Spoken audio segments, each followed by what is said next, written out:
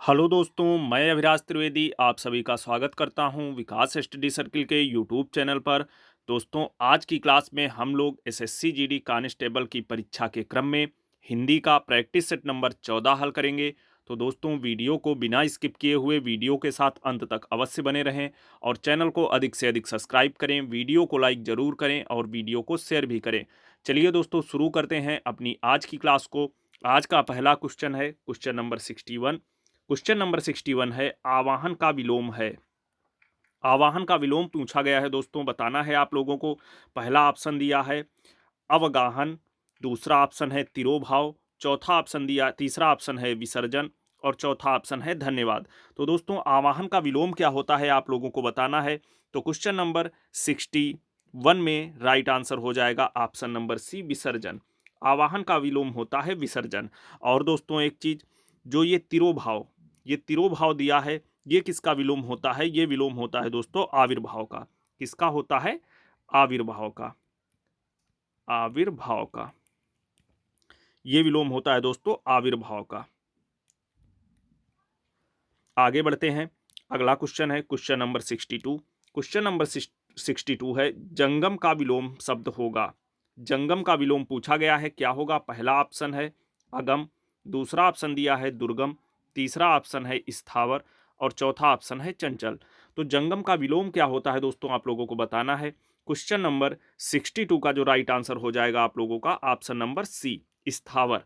जंगम का विलोम क्या होता है दोस्तों? स्थावर, ऑप्शन नंबर सी। ये क्वेश्चन दोस्तों मोस्ट इंपॉर्टेंट है, जो अभी 2022 में फॉरेस्ट गार्ड की परीक्षा संपन्न हुई है, वहां ये क्वेश्चन पूछा गया था। तो जंगम का विलोम क्या होता है दोस्तों? स्थावर। आप लोग याद रखना। और दोस्तों, जो ये दुर्गम दिया है, दुर्गम का विलोम क्या होता है? आप सभी परिचित होंगे, इसका विलोम होता है सुगम। इसका विलोम क्या होता है? दुर्गम का सुगम। और दोस्तों, अगम का विलोम क्या होता है? अगम का विलोम होता है, अगम का भी विलोम होता है सुगम। सुगम। और दोस्तों, चंचल का विलोम क्या होता है? चंचल का विलोम होता है स्थिर। स्थिर। ये चीजें भी दोस्तों आप लोग याद रखना। तो क्वेश्चन नंबर 62 में मैंने क्या बताया? क्वेश्चन नंबर 62 था जंगम का विलोम शब्द क्या होता है? तो जंगम का विलोम होता है ऑप्शन नंबर सी स्थावर। आगे बढ़ते हैं। अगला क्वेश्चन है क्वेश्चन नंबर 63। जिसे प्रमाण द्वारा सिद्ध न किया जा सके उसके लिए एक सही शब्द है। वाक्यांश क्या दिया है देखेंगे। जिसे प्रमाण द्वारा सिद्ध न किया जा सके उसके लिए एक शब्द पूछा गया है दोस्तों। पहला ऑप्शन दिया है अप्रमाणित, दूसरा है अनुप्रमेय, तीसरा ऑप्शन है अप्रमेय और चौथा ऑप्शन है अप्रमाणिक। तो दोस्तों, क्वेश्चन नंबर 63 का राइट आंसर क्या हो जाएगा? 63 का राइट आंसर होगा ऑप्शन नंबर सी अप्रमेय। जिसे प्रमाण द्वारा सिद्ध न किया जा सके उसके लिए एक शब्द क्या होता है? अप्रमेय। ये चीज आप लोग याद रखना।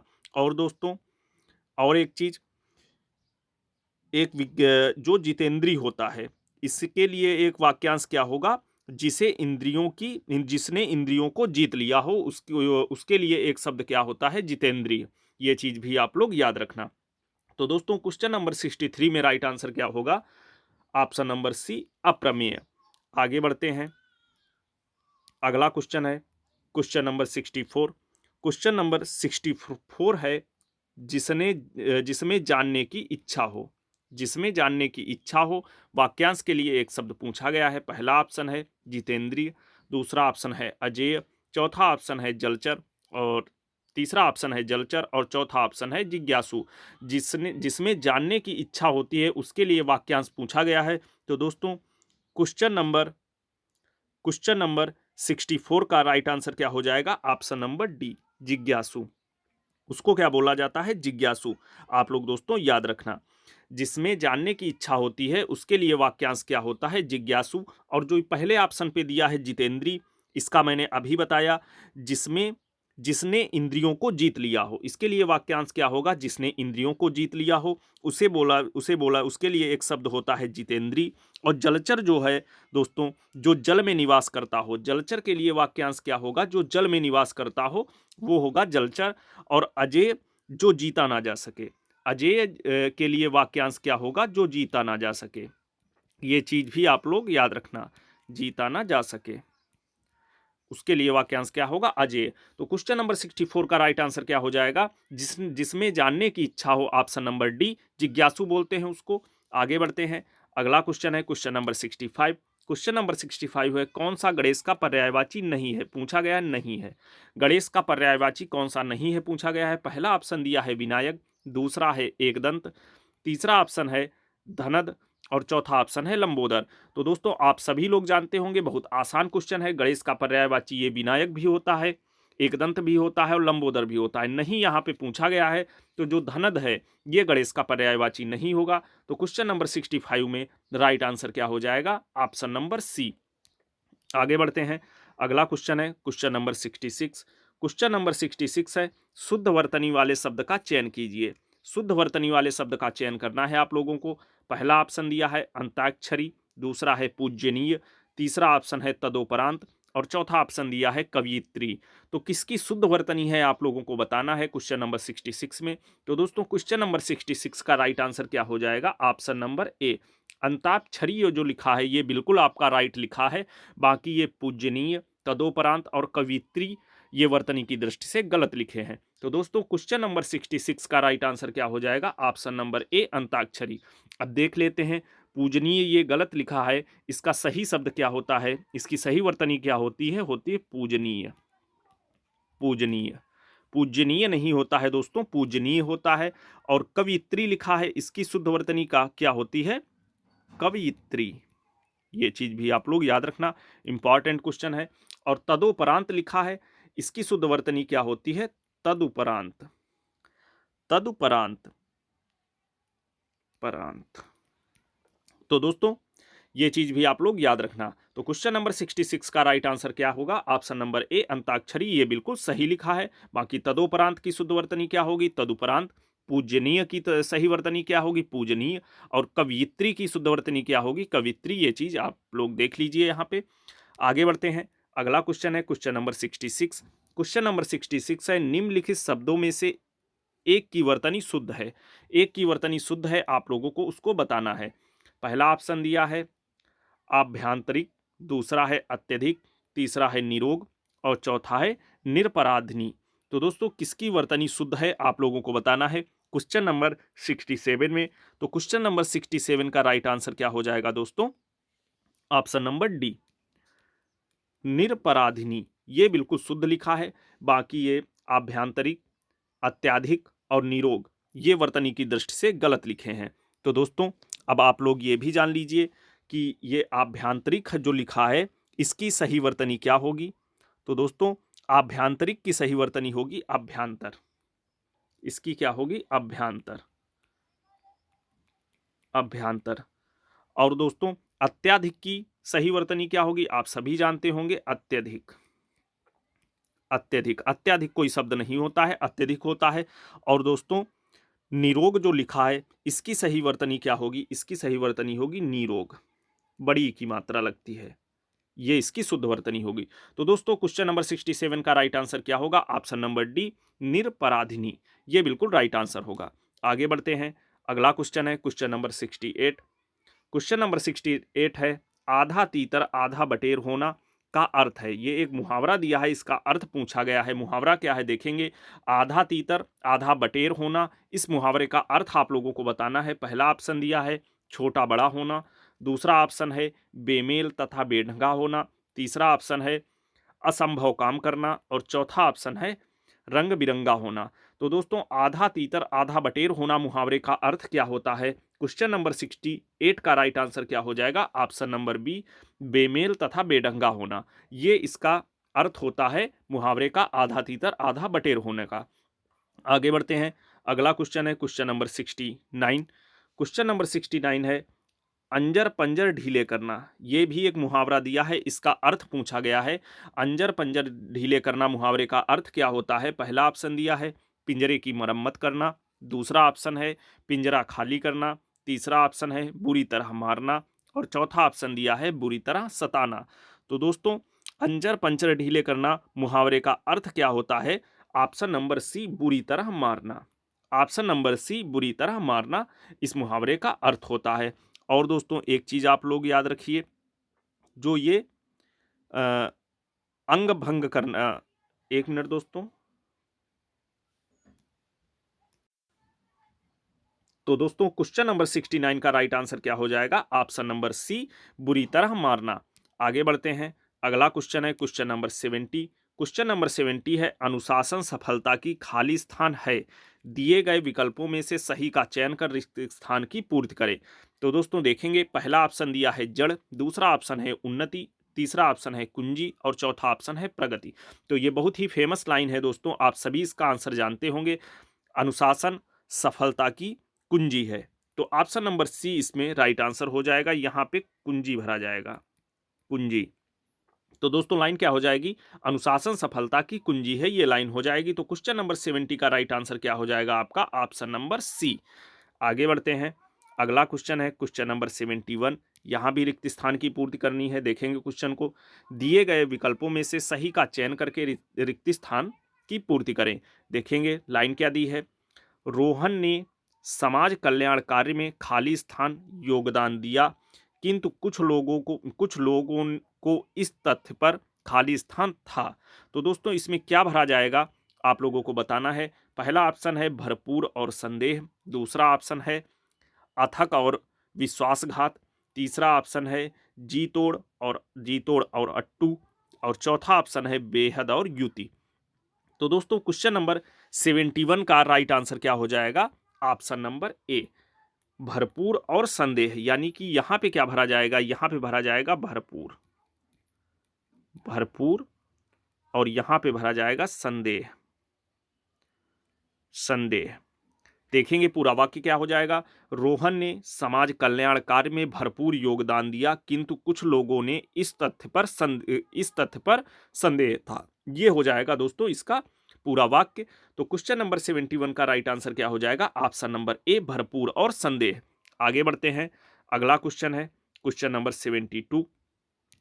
क्वेश्चन नंबर 72 है, सदा सच बोलना चाहिए, यह वाक्य किस वाक्य के भेद के अंतर्गत आता है? ये आप लोगों को बताना है। वाक्य क्या दिया है? सदा सच बोलना चाहिए। तो देखेंगे ऑप्शन, पहला ऑप्शन है संदेहवाचक, दूसरा ऑप्शन है इच्छावाचक, तीसरा ऑप्शन है आज्ञावाचक और चौथा ऑप्शन है संकेतवाचक। तो दोस्तों सदा सच बोलना चाहिए, यह वाक्य किस प्रकार का है, किस वाक्य का भेद है, ये आप लोगों को बताना है। तो क्वेश्चन नंबर 72 का राइट आंसर क्या हो जाएगा? ऑप्शन नंबर बी, इच्छावाचक। ऑप्शन नंबर बी, इच्छावाचक। यह वाक्य है, ये वाक्य किस प्रकार का है? ये वाक्य इच्छावाचक है। ये आप लोग दोस्तों याद रखना। और दोस्तों एक चीज आप लोग, जिस वाक्य में संदेह का बोध होता है वो वाक्य कौन सा होता है? संदेहवाचक। संदेहवाचक वाक्य की डिफिनीशन क्या होती है? जिस वाक्य में संदेह का बोध होता है वह संदेहवाचक वाक्य कहलाता है। जैसे एग्जाम्पल के तौर पे समझेंगे, वाक्य क्या होगा? वह मोहन है कि श्याम। इसमें संदेह उत्पन्न हो रहा है कि नहीं? वह मोहन है कि श्याम, वह मोहन है कि श्याम, और प्रश्नवाचक। यहां पे संदेह की स्थिति पैदा हो रही है, तो दोस्तों ये वाक्य कौन सा हो जाएगा? संदेहवाचक। और दोस्तों आज्ञावाचक वाक्य कौन होते हैं? जिस वाक्य में आज्ञा का बोध होता है वो आज्ञावाचक वाक्य कहलाते हैं। और ये वाक्य कैसे होते हैं? जैसे एक एग्जाम्पल के तौर पे समझेंगे, राम घर जाओ। राम घर जाओ ये एक प्रकार की आज्ञा दी गई या आदेश दिया गया, तो ये आज्ञावाचक वाक्य के अंतर्गत आएगा। आगे बढ़ते हैं। अगला क्वेश्चन है क्वेश्चन नंबर 63। क्वेश्चन नंबर 63 है, देखेंगे, निम्नलिखित वाक्यों में शुद्ध वाक्य को चुनिए। शुद्ध वाक्य का चयन करना है इसमें। पहला ऑप्शन दिया है, वे अब झगड़ा करेंगे ऐसी आशा है। अगला ऑप्शन है, यात्री अत्यंत दूर से आए हैं। अगला ऑप्शन है, बेफिजूल मत झगड़ो। और अगला ऑप्शन है, मेरे पास कहानियों की अनेक पुस्तकें हैं। तो दोस्तों वर्तनी की दृष्टि से कौन सा वाक्य शुद्ध है ये आप लोगों को बताना है क्वेश्चन नंबर 63 में। तो क्वेश्चन नंबर 63 का राइट आंसर क्या हो जाएगा? ऑप्शन नंबर डी, मेरे पास कहानियों की अनेक पुस्तकें हैं। ये वाक्य आपका बिल्कुल शुद्ध होगा, बाकी ये तीनों वाक्य गलत हैं। तो दोस्तों क्वेश्चन नंबर 63 का राइट आंसर क्या हो जाएगा? Option number D. आगे बढ़ते हैं। अगला क्वेश्चन है क्वेश्चन नंबर 74। क्वेश्चन नंबर 74 है, द्वावपि। द्वावपि का संधि विच्छेद क्या होगा? द्वापी, द्वापी, द्वावपी नहीं है दोस्तों, द्वापी, द्वावपी। ऐसे इसका संधि विच्छेद क्या होगा आप लोगों को बताना है। पहला ऑप्शन है द्वाधन आवपि, और अगला ऑप्शन है दौधन अपि, अगला ऑप्शन है तीसरा दवधन अयापि, और चौथा ऑप्शन है इनमें से कोई नहीं। इसका संधि विच्छेद आप लोगों को बताना है क्वेश्चन नंबर 74 में। तो क्वेश्चन नंबर 74 में इसका संधि विच्छेद क्या हो जाएगा दोस्तों? ऑप्शन नंबर बी, दौधन द्वौधन अपि, ये इसका संधि विच्छेद हो जाएगा। और अगर इसमें संधि की बात कर ली जाए कि कौन सी संधि होगी, तो इसमें कौन सी संधि होगी दोस्तों? आप लोग ये भी कहीं नोट कर लीजिए, इसमें अयादि संधि होगी, इसमें अयादि संधि होगी, ये चीज भी आप लोग याद रखना। आगे बढ़ते हैं, अगला क्वेश्चन है क्वेश्चन नंबर 75। राजकुमार में कौन सा समास है? राजकुमार में कौन सा समास है आप लोगों को बताना है। पहला ऑप्शन है तत्पुरुष समास, दूसरा है कर्मधारय समास, तीसरा है द्वंद्व समास, और चौथा है बहुब्रीहि समास। तो राजकुमार में कौन सा समास होगा? क्वेश्चन नंबर 75 का राइट आंसर दोस्तों हो जाएगा आपका ऑप्शन नंबर ए, तत्पुरुष समास। ये राजकुमार जो है ये शब्द ये तत्पुरुष समास का उदाहरण है। तो दोस्तों तत्पुरुष समास के अन्य उदाहरणों की अगर बात कर लें, जैसे धर्म ग्रंथ, ये भी तत्पुरुष समास का उदाहरण है। और दोस्तों रचनाकार, ये भी तत्पुरुष समास का उदाहरण है। और ये जो राजकुमार है इसका विग्रह क्या होगा दोस्तों? राजा का कुमार। इसके विग्रह की बात कर लें तो इसका विग्रह क्या हो जाएगा? राजा का कुमार, राजा का कुमार यानी कि राजकुमार। तो दोस्तों क्वेश्चन नंबर 75 का राइट आंसर क्या हो जाएगा? ऑप्शन नंबर ए, तत्पुरुष समास। और इसका समास विग्रह क्या होगा? राजकुमार का, राजा का कुमार। ये चीज भी आप लोग याद रखना। आगे बढ़ते हैं, अगला क्वेश्चन है क्वेश्चन नंबर 76। क्वेश्चन नंबर 76 है द्विगु समास का उदाहरण है। द्विगु समास का उदाहरण पूछा गया है, कौन सा है आप लोगों को बताना है। पहला ऑप्शन है राजा रानी, दूसरा है पीताम्बर, तीसरा ऑप्शन है त्रिभुवन, और चौथा ऑप्शन है भूदेव। तो द्विगु समास का कौन सा उदाहरण है आप लोगों को बताना है। द्विगु समास होता क्या है दोस्तों?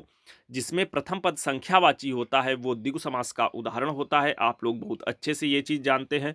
तो क्वेश्चन नंबर 76 का राइट आंसर क्या हो जाएगा? ऑप्शन नंबर सी, त्रिभुवन।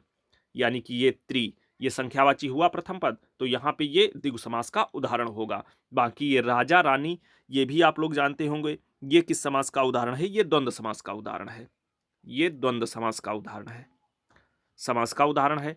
और दोस्तों ये पीताम्बर दिया है, पीताम्बर ये कर्मधारय, इसमें कर्मधारय समास भी है, कर्मधारय और बहुब्रीहि समास भी है। दोनों समास होगा पीताम्बर में, लेकिन मान्यता ज्यादातर कर्मधारय समास को दी गई है। तो दोस्तों पीताम्बर में कौन सा समास होगा? कर्मधारय समास। ये चीज भी आप लोग याद रखना। और दोस्तों भूदेव, भूदेव में कौन सा समास होगा? इसमें तत्पुरुष समास होगा, तत्पुरुष समास। क्वेश्चन क्या था? द्विगु समास का उदाहरण आप लोगों को बताना था। तो द्विगु समास किसमें है? क्वेश्चन नंबर 76 में ऑप्शन नंबर सी, त्रिभुवन। त्रिभुवन में द्विगु समास होगा दोस्तों, त्रिभुवन में द्विगु समास होगा। और राजा रानी में द्वंद्व समास होगा, पीताम्बर में कर्मधारय समास होगा, और भूदेव में तत्पुरुष समास होगा। आगे बढ़ते हैं, अगला क्वेश्चन है क्वेश्चन नंबर 77। क्वेश्चन नंबर 77 है मुख कमल समीप सजे थे, दो किसलय दल पुरैन के। ये एक वाक्य दिया है, इसमें उपयुक्त पंक्तियों में कौन सा अलंकार है ये आप लोगों को बताना है। क्या लाइन है फिर देखेंगे एक बार। मुख कमल समीप सजे थे, दो किसलय दल पुरैन के। ये पूरा एक दिया है, इसमें आपको अलंकार बताना है। पहला ऑप्शन है रूपक अलंकार, दूसरा है अतिसंयोक्ति अलंकार, तीसरा ऑप्शन है उत्प्रेक्षा अलंकार, और चौथा ऑप्शन है उपमा अलंकार। तो दोस्तों क्वेश्चन नंबर 77 में कौन सा राइट आंसर होगा? ऑप्शन नंबर ए, रूपक अलंकार। इसमें आपका रूपक अलंकार हो जाएगा। यहां मुख कमल जो है ये मुख रूपी कमल है, यानी कि अर्थात रूपक अलंकार, यहां पे रूपक अलंकार होगा। तो क्वेश्चन नंबर 77 का राइट आंसर क्या हो जाएगा? Option number A. आगे बढ़ते हैं, आगे दोस्तों क्वेश्चन नंबर 78 से 80 तक आपका पैसेज है, और आप लोगों को आंसर नीचे बताने हैं 3 क्वेश्चनों के। दोस्तों जैसा कि मैं आप लोगों को हर एक प्रैक्टिस सेट में बताता हूं, आप लोग पैसेज की प्रैक्टिस करके जरूर जाइए। देखते हैं क्वेश्चन नंबर 78। खेलों में निर्धन राष्ट्र भी हमसे आगे निकल आए हैं, क्योंकि वहां देखेंगे आपसी गुटबंदी है, या खिलाड़ियों की उपेक्षा है, या दोषपूर्ण नीतियां हैं, या खेलों को राष्ट्र सम्मान है। तो दोस्तों देखेंगे क्वेश्चन नंबर 78 का राइट आंसर क्या हो जाएगा? ऑप्शन नंबर डी, खेलों का राष्ट्र सम्मान है। ये चीज आपको पैसेज में मिल जाएगी। आगे बढ़ते हैं, अगला क्वेश्चन है क्वेश्चन नंबर 79। क्वेश्चन नंबर 79 है गद्यांश में उपयुक्त शीर्षक हो सकता है। जो ये पूरा पैसेज दिया है इसमें उपयुक्त शीर्षक क्या हो सकता है ये आप लोगों को बताना है। पहला ऑप्शन है आपसी गुटबंदी, दूसरा है खेलों का गिरता स्तर, तीसरा ऑप्शन है ओलंपिक पदक, या चौथा ऑप्शन है राष्ट्रीय प्रतियोगिताएं। तो दोस्तों क्वेश्चन नंबर 79 का राइट आंसर क्या हो जाएगा? ऑप्शन नंबर बी, खेलों का गिरता स्तर, ये इसमें राइट आंसर होगा। आगे बढ़ते हैं। अगला क्वेश्चन है क्वेश्चन नंबर 80 और इस प्रैक्टिस सेट का अंतिम क्वेश्चन। खेलों के गिरते स्तर का कारण नहीं है, नहीं है पूछा है दोस्तों, ध्यान देना। पहला ऑप्शन है दोषपूर्ण नीतियां, दूसरा ऑप्शन है संघों की गुटबाजी, तीसरा ऑप्शन है सुविधाओं का अभाव, या चौथा ऑप्शन है खेलों के लिए राष्ट्रीय सम्मान। तो दोस्तों क्वेश्चन नंबर 80 का राइट आंसर क्या हो जाएगा? ऑप्शन नंबर डी, खेलों का राष्ट्रीय सम्मान, ये खेलों के गिरते स्तर का कारण नहीं है। बाकी ये सारे जो हैं ये खेलों के गिरते स्तर के कारण होंगे। तो दोस्तों ये था आज का प्रैक्टिस सेट। उम्मीद करता हूँ आप लोगों को वीडियो पसंद आया होगा। दोस्तों वीडियो को अधिक से अधिक लाइक करें, चैनल को दोस्तों ज़रूर सब्सक्राइब करें और वीडियो को शेयर भी करें। दोस्तों विकास स्टडी सर्किल परिवार आप सभी के उज्जवल भविष्य की कामना करता है। मिलते हैं अपनी अगली क्लास में एक अगले प्रैक्टिस सेट के साथ। तब तक के लिए जय हिंद।